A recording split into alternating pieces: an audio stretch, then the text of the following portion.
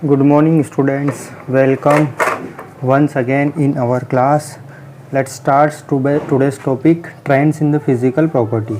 So we already discussed about the periodic table and let's some property of the element. हम अब कुछ physical property और chemical property के बारे में पढ़ेंगे. Physical property we are studying atomic and ionic radii.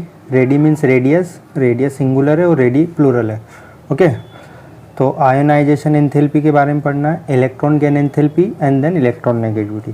तो first of all let's discuss atomic radius. तो व्हाट इज़ एटॉमिक रेडियस? देखो we know that atom is spherical. Atom जो होता है वो स्फेरिकल होता है, तो उसकी कुछ रेडियस भी होती है, लेकिन but atom is extremely small, मतलब वो छोटा आता है और उसकी रेडियस को नापना बहुत ही डिफ़िकल्ट होता है. बिकॉज एक फुटबॉल है या कोई सी टेनिस बॉल है, उसकी रेडियस तो आप इजीली नाप सकते हो, लेकिन एक एटम जो कि दिखाई नहीं देता, बहुत एक्सट्रीमली स्मॉल है, उसकी रेडियस बहुत ही डिफ़िकल्ट है. जैसे साइज़ ऑफ एटम अगर हम देखें तो 1.2 एंग्स्ट्रॉम के लगभग होता है एक साइज. तो 1.2 इंटू 10⁻⁻10 एंग्स्ट्रॉम की वैल्यू होती है 10⁻⁻10 मीटर. इतनी उसकी रेडियस अप्रोक्सीमेटली आएगी, विच इज़ टू स्मॉल. सो दूसरा है कि जो इलेक्ट्रॉन क्लाउड है, जो इलेक्ट्रॉन उसके चारों तरफ घूमता है, the atom does not have a sharp boundary. वो कोई स्फेरिकल तो घूमता नहीं है, वो स्फेरिकल भी घूमता है, डम्बल शेप में भी घूमता है, डबल डम्बल शेप में भी घूमता है, तो उसकी एक does not have a sharp boundary. कोई शार्प बाउंड्री नहीं है कि इतनी बाउंड्री में वो प्रेजेंट है. ठीक है. So what is atomic radius? Atomic radius क्या है? देखो atomic radius it is defined as the distance between nucleus and last shell electron. देखो ये न्यूक्लियस है, ये यहाँ पे न्यूक्लियस है और ये आउटर मोस्ट इलेक्ट्रॉन है, सबसे बाहर वाला शेल है. तो न्यूक्लियस से लेकर सबसे बाहर वाले इलेक्ट्रॉन की जो डिस्टेंस है it is known as atomic size. इसी को हम एटॉमिक रेडियस बोलेंगे और एटॉमिक साइज बोला जाएगा. सो हमको पता है कि एक अकेला सिंगल एटम तो होता नहीं है. Size of individual atom can not be measure. Like अकेला एटम तो नहीं है कि उसकी साइज को हम मेज़र कर लें. देयरफॉर एटम तो हमेशा ग्रुप में होता है या बॉन्डेड होता है. Therefore to overcome 4 different types of radii are used. हम 4 अलग अलग तरह की रेडियस का यूज़ करने वाले. First of all covalent radii, metallic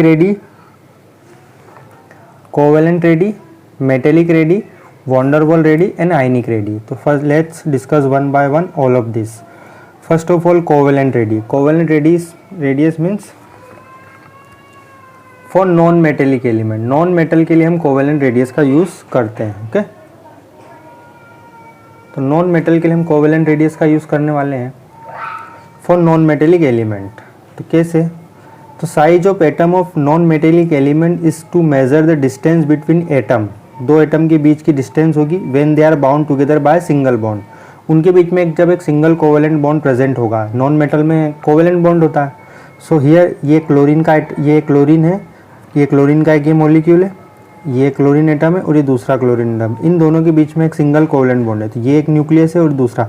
इन दोनों के बीच की जो डिस्टेंस आपको दिख रही है इसको बोलते हैं इंटर न्यूक्लियर डिस्टेंस. ओके. ये वाला न्यूक्लियस एक क्लोरीन एटम का न्यूक्लियस और दूसरे क्लोरीन एटम का न्यूक्लियस, इन दोनों के बीच की डिस्टेंस कहलाती है इंटर न्यूक्लियर डिस्टेंस. तो ये बॉन्ड डिस्टेंस बिटवीन क्लोरीन, तो ये यहाँ से यहाँ तक की जो डिस्टेंस है approximately 198 picometre. 1 picometre is equal to होता है 10⁻⁻12 मीटर, इतना. तो 198 पिकोमीटर है यहाँ से यहाँ तक की डिस्टेंस. इसका अगर हम हाफ कर दें, half the between chlorine molecule is taken as atomic radius. इसको अगर हम आधा कर दें, जैसे 198 divided by 2 is equal to 99 picometre. तो ये आपकी आ जाएगी एटॉमिक रेडियस 99 पिकोमीटर. मतलब एक क्लोरीन एटम की जो एटॉमिक रेडियस है वो 99 पिकोमीटर अप्रोक्सीमेट होगी.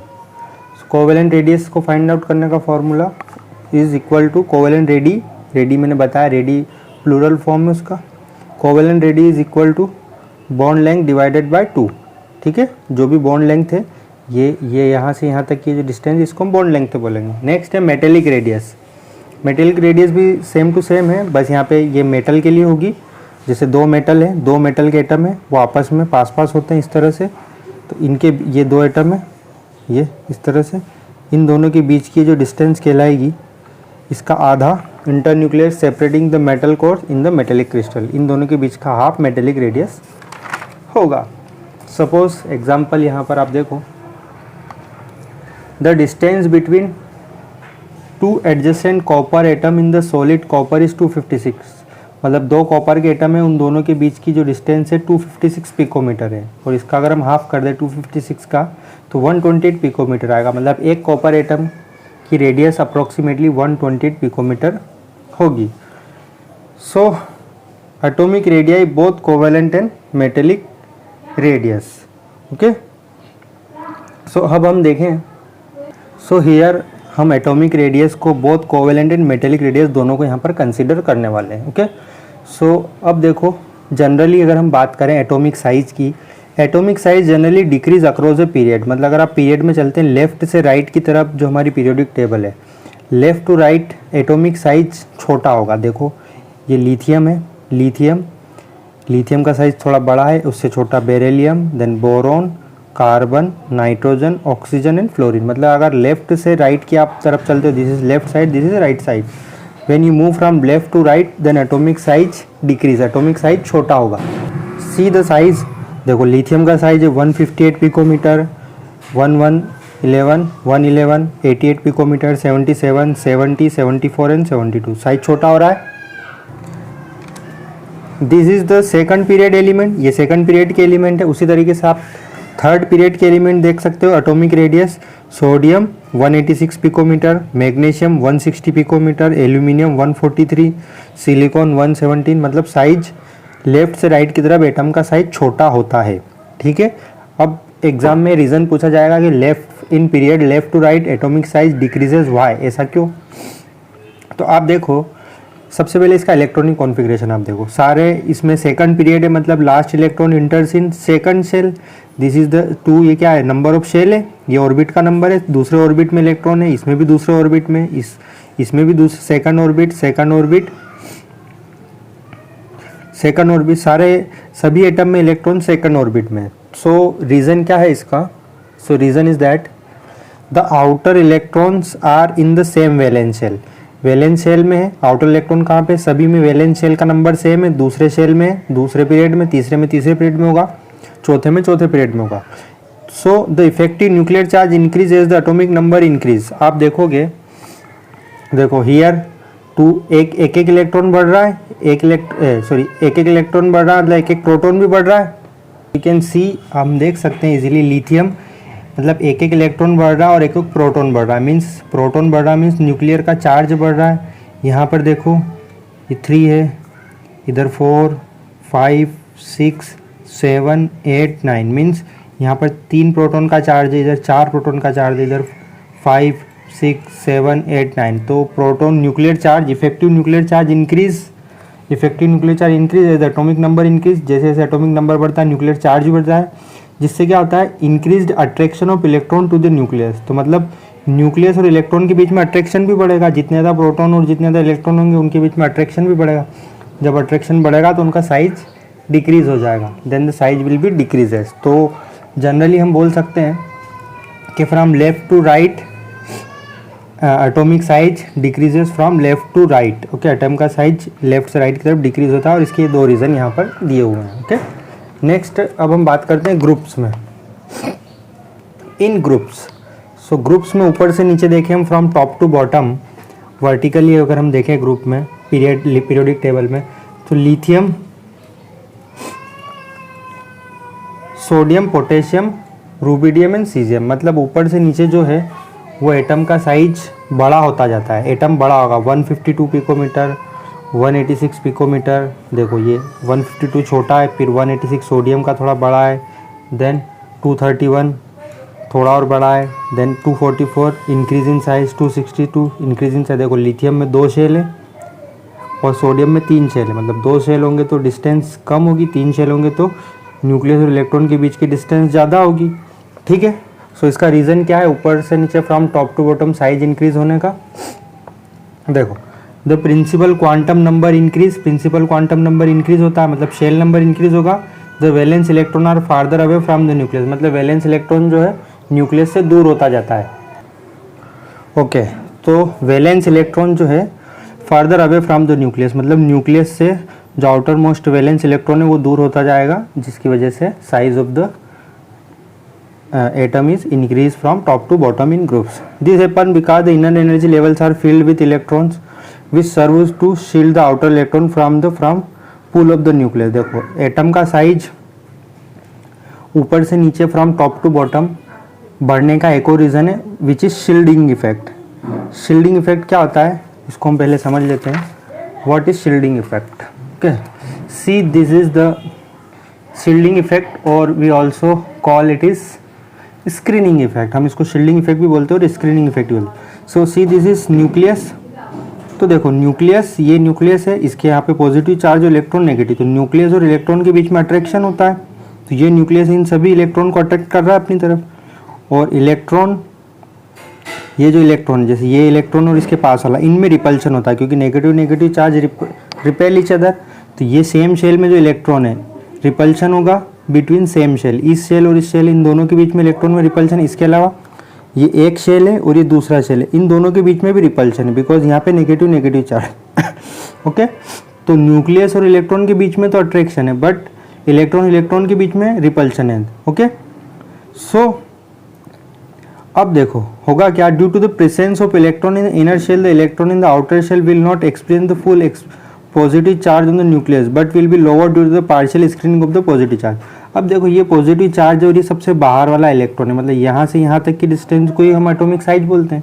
ये न्यूक्लियस, ये अंदर वाले जो इलेक्ट्रॉन है, ये वाला, ये सारे इलेक्ट्रॉन, ये वाले इलेक्ट्रॉन और ये वाले इलेक्ट्रॉन, ये शील्डिंग का काम कर रहे हैं, स्क्रीनिंग का काम कर रहे हैं. मतलब पूरे पॉजिटिव चार्ज को यहाँ बाहर नहीं आने दे रहे हैं. इस इलेक्ट्रॉन तक ये जो न्यूक्लियस का चार्ज है यहाँ तक ये चार्ज नहीं आ पा रहा है क्योंकि ये जो है अंदर वाले इलेक्ट्रॉन स्क्रीनिंग का काम कर रहे हैं, शील्ड का काम कर रहे हैं.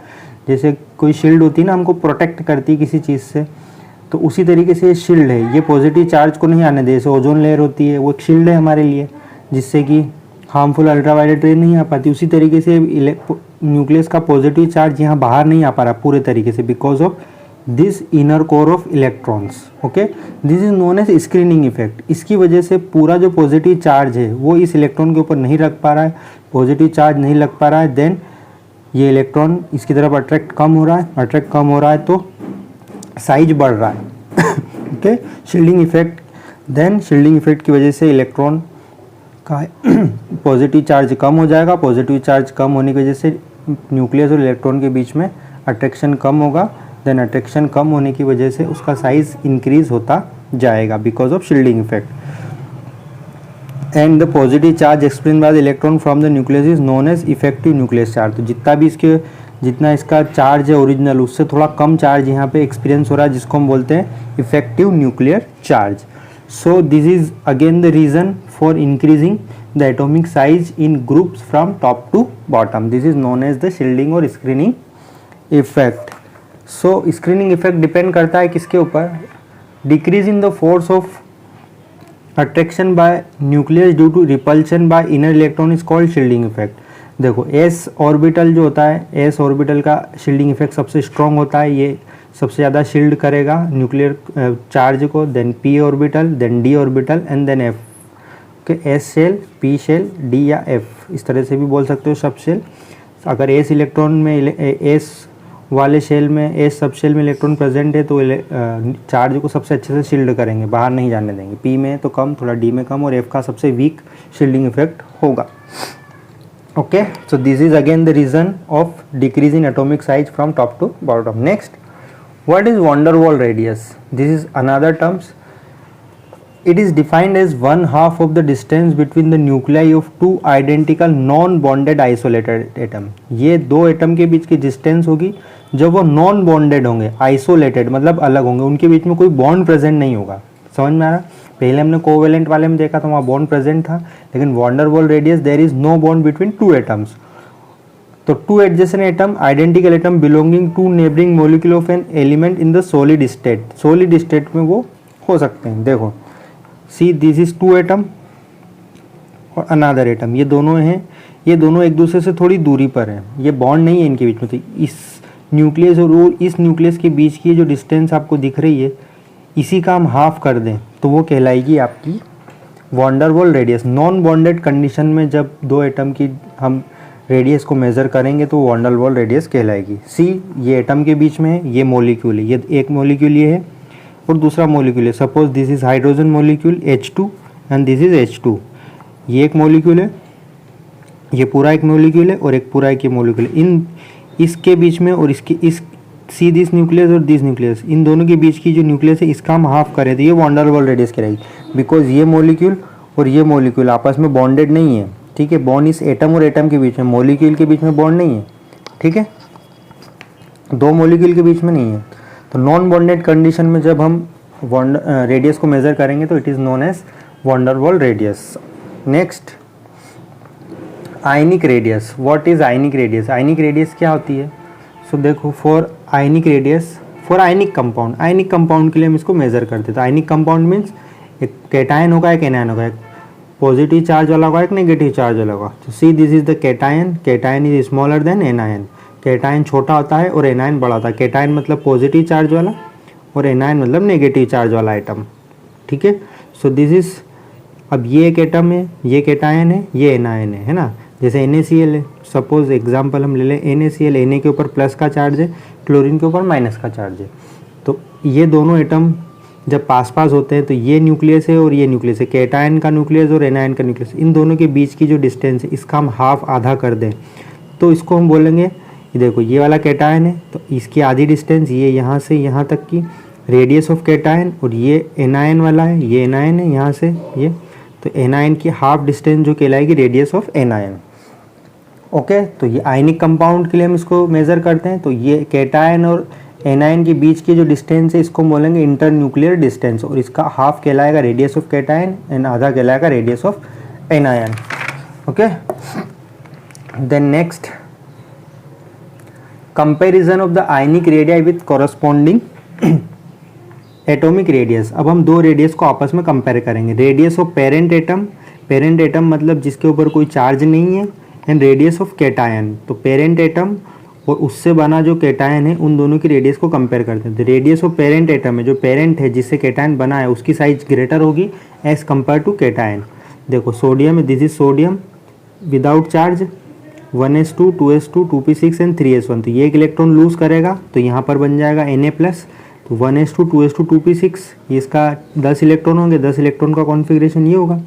सो ये पेरेंट एटम है, सी this is parent atom and this is cation. ये पेरेंट है, इससे बना है Na+, एक इलेक्ट्रॉन लूज करने के बाद -1 इलेक्ट्रॉन। तो sodium atom here electron 11 electron and here 10 electron, क्योंकि Na+ मतलब एक इलेक्ट्रॉन कम है। देन न्यूक्लियर चार्ज कितना, प्रोटॉन तो उतनी ही है, 11 प्रोटॉन इधर भी है एंड 11 प्रोटॉन इधर भी है। साइज देखें हम, this is parent atom, size है इसका 186 पिकोमीटर, साइज इज 186 पिकोमीटर, और ये कैटायन का साइज देखो 95 पिकोमीटर, छोटा है ना।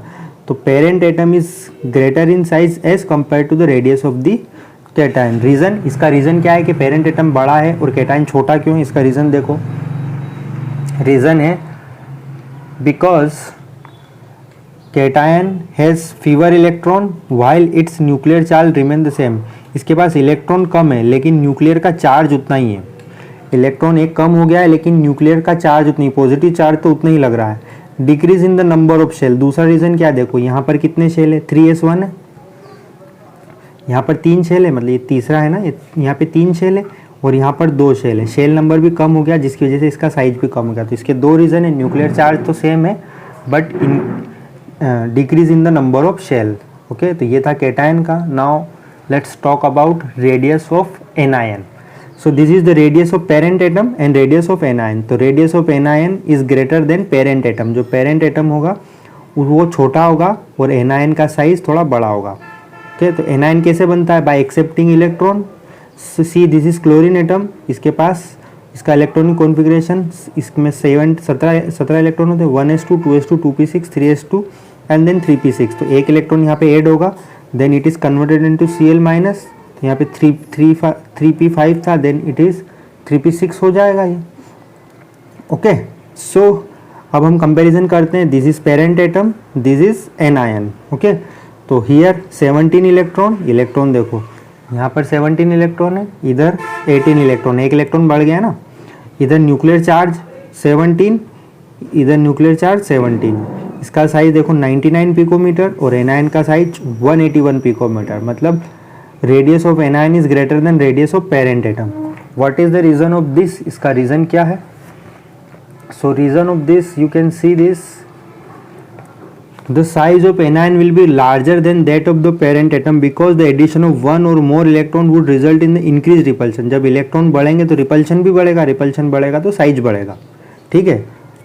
सो इलेक्ट्रॉन ऐड होने की वजह से increase repulsion among the electron and hence decrease in the effective nuclear charge. जब रिपल्शन बढ़ेगा तो न्यूक्लियर चार्ज कम हो जाएगा।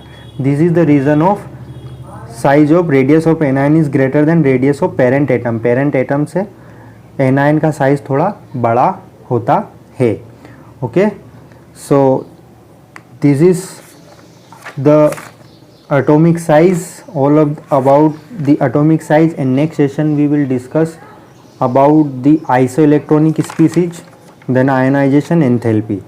okay, आज के लिए इतना ही। so whatever we learn please make notes। जो भी आज पढ़ाया है उसके नोट्स बना लें अच्छे से and write in your notebook and read your NCERT book। आपकी बुक पढ़ने की आदत डाल लें। Okay, bye bye, thank you very much, शुक्रिया।